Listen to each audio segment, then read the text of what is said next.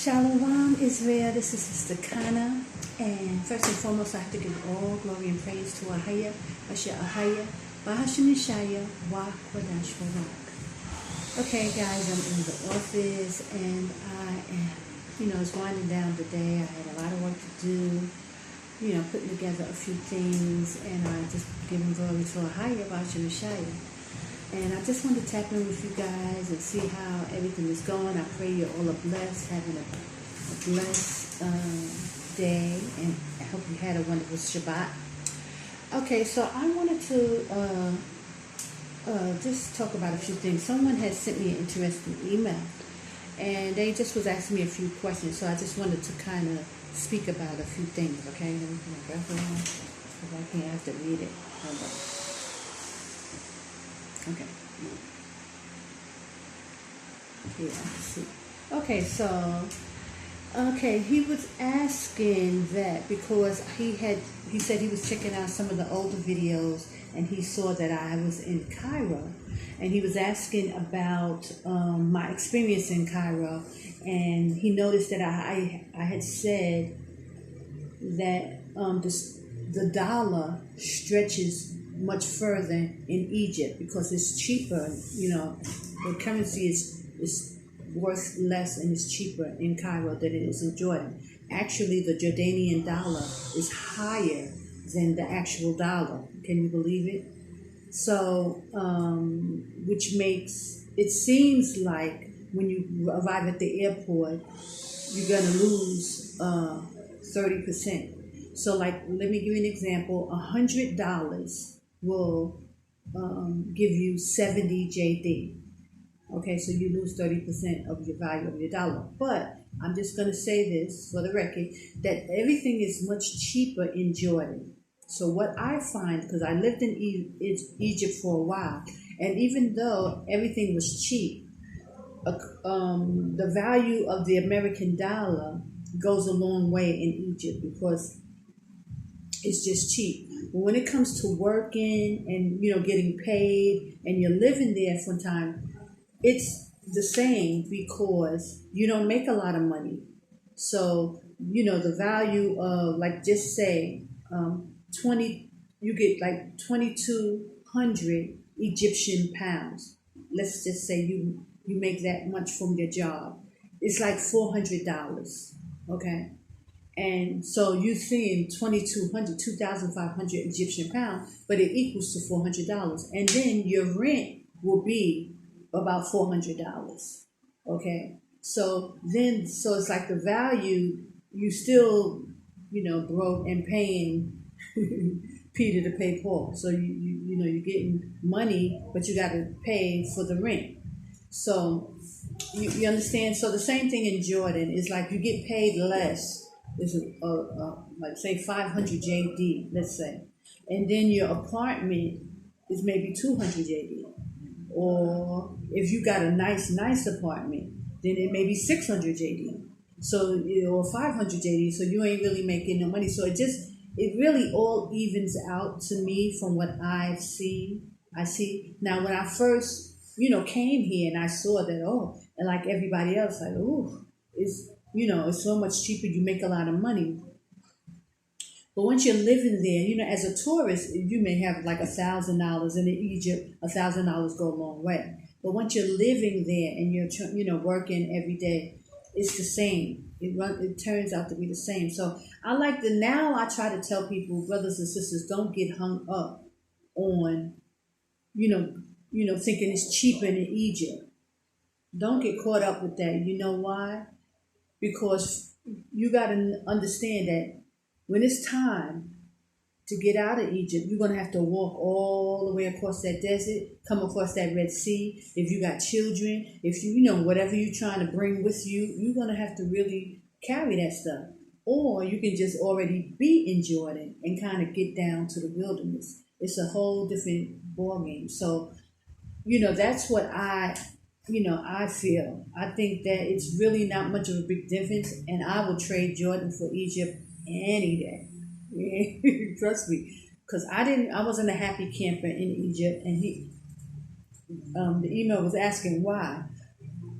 Well, excuse me, Egypt is a poor country. Even Jordan is a poor country, but like I'll be showing y'all these cars and how people that's living here in these houses and stuff. So although it's a third world country and it's poor, somebody got some money up around here because these people are living pretty, fabulous. Okay, even though they don't make money on their jobs, I don't know how these people live. But I spoke to someone recently and they said, oh, because the bank gives them loans and they just constantly take out loans and they just pay it back. So that's how their economy kind of runs. But it's nothing like Egypt, and it is no comparison to Egypt because Egypt is a poor country. And I just couldn't do it, guys. It was too much dirt. It was dirty, dirty, dirty. It was in the desert. It felt like I was in the desert. And, you had to get on these, because I didn't have a car. You had to take these long bus rides to get wherever you wanted to go. I'm sorry, excuse me, guys. I went to the gym today and I'm absolutely beat. But, you understand? So that's the main reason I just really couldn't take it. When I first got there, I was just like, wow, just being out of Babylon was just amazing for me. But, just doing it every day, I was working as a teacher. It was rough, guys.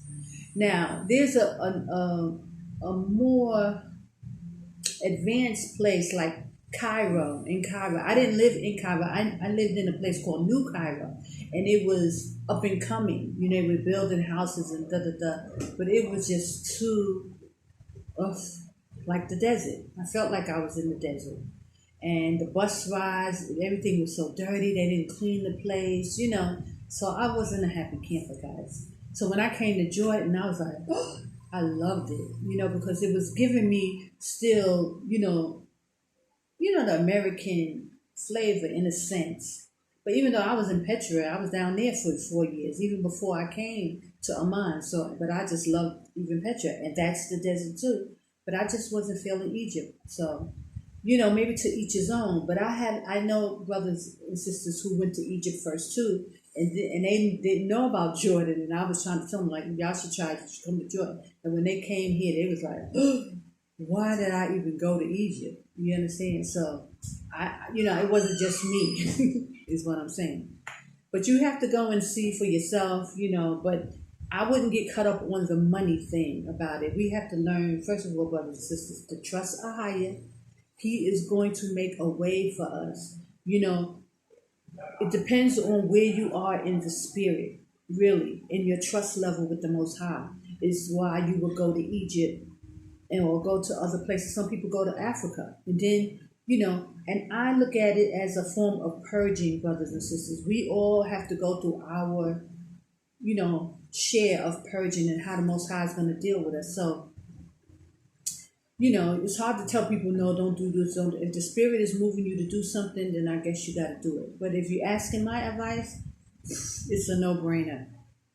Don't even go to Egypt. I mean, it was rough. But, I did that. I was there for like 2 years before I came to Jordan. So, praise AHAYAH, Yashaya. And I told you when I went there, I had other brothers and sisters was coming out. So they was asking me, about that. And yes, it was a rude awakening. I was like, Most High, these are the people? I couldn't believe it. Because y'all got to remember what I was saying. When I was in Babylon in America, I used to cry out to the Most High and tell him, what is this? I never even fathomed in my mind that I can get up and leave. That never even crossed my mind. Until it was time for me to go, like the Most High put on my spirit to go to California first. And I had went to California, but I was going under the guise of me, chasing my music career. I wanted to, I was doing an album. I was, pursuing my dreams, going to the Grammys every year and submitting my music and, just really chasing the music industry. So that's in my mind why I went to California. But it was after that, I had been there for some time, 3 years, then the Most High started to wake me up.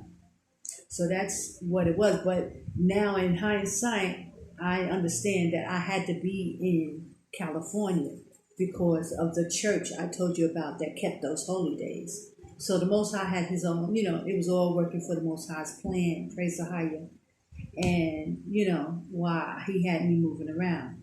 But I was crying out to the Most High in Babylon, and I was like, Most High, what is this? I knew something was wrong, but I couldn't see it, and I was asking him to show me, and I was trying to read the scriptures, and I couldn't get nothing out the scriptures, nothing, and it took years for him to finally, like 8 years or so, for him to finally open my eyes. It probably was 7 years, but I'll just say, it was from 2001 to 2008, so that's like 7 years. But even before that, I was crying out, so it was years before he started to open my eyes, and that's why I knew he opened my eyes on purpose, because I knew I couldn't see the Bible. I knew I couldn't read it, and I was praying that he opened my eyes.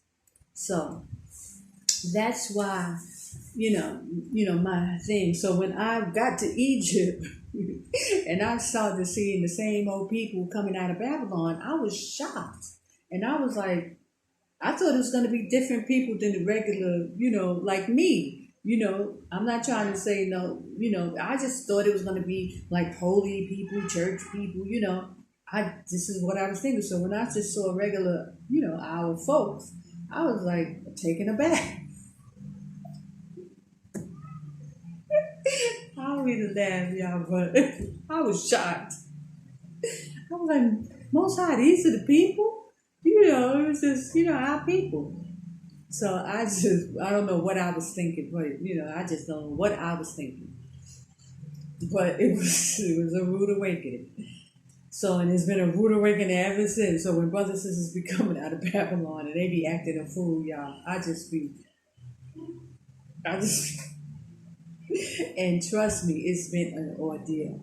So I was laughing at the email that the brother sent because it was funny.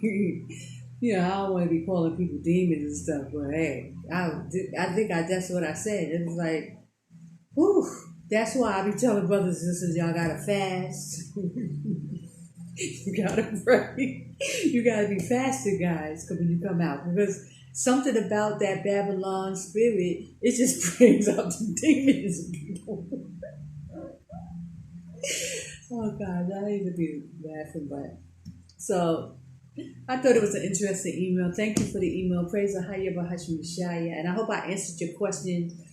That's why I just wasn't feeling Egypt at all. It was just like a desert, and I wasn't feeling it. So, but I had the Most High sent me to Egypt. Because at this time, I was waiting on brothers to come out. Elders, I end up coming. And then all the brothers and sisters came, followed him. So, Elders, So, it's like the Most High had me sitting there waiting. I think I waited some time. It was a time. He took some months before he came back. So I was trying to leave. I tried to leave twice. And the Most High, they stopped me at the border. But now I know it was the Most High. He had me sit there. Now, yes, and I made a video about this, that when I said all the brothers and sisters, a lot of them went back to Babylon on the guise of Elder Rakar telling people to come back after he went back to Babylon. So that's what the whole connection was. So there are new people in Egypt. There's brothers who came out, and now there's even, a few have contacted me from Egypt, and they've come to Jordan because, they're starting to crack down and change laws and, causing the children of Israel to get within the borders. And not saying that Egypt is not within the borders, because it is, but some people just won't have to go through that, crossing the whole Red Sea saga, coming across that desert on foot and, on dry shod. Some people don't have to do that. So the Most High is like kind of, causing people to come out and get into Jordan. And then there will be people who actually have to come across dry shod, because that's scripture and that's prophecy. So, but if you asking me, I would say get where you need to be so that you don't have to go through that.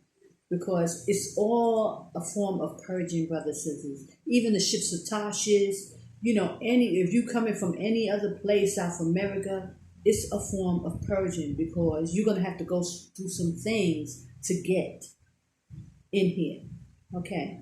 And sometimes it's the Most High Spirit, causing people to do certain things. So you can't do, you can't talk them out of it or whatever, but, only time will tell.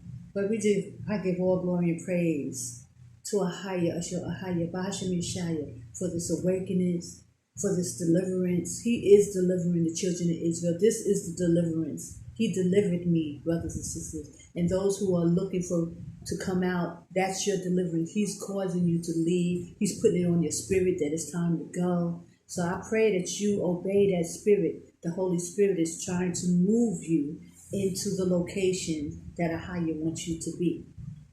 Okay, brothers and sisters. So just some of you trying to make up your mind, which way you should go. We're not supposed to be in Africa. Africa is a form of captivity for us, because in 70 AD, when our forefathers ran into Africa, we ran in going into captivity. We had to go that way. But we don't have to go that way. You're supposed to come towards the mountains of Israel, on the sides of Israel, and that's Jordan. And so I give all glory and praise, and we talked about it in the last Nappy Hair Chronicles, and a few brothers reached out. They apologized that they was not able to come on this Nappy Hair Chronicles, but they said they would try to come this Friday.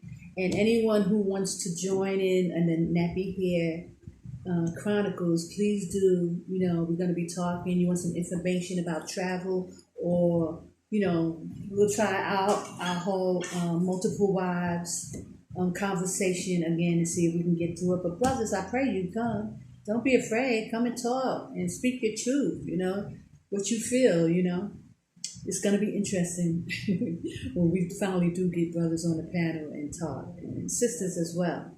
Okay, and I just want to say hi to my sister LaWanda. Thank you so much for joining me, and keep coming back.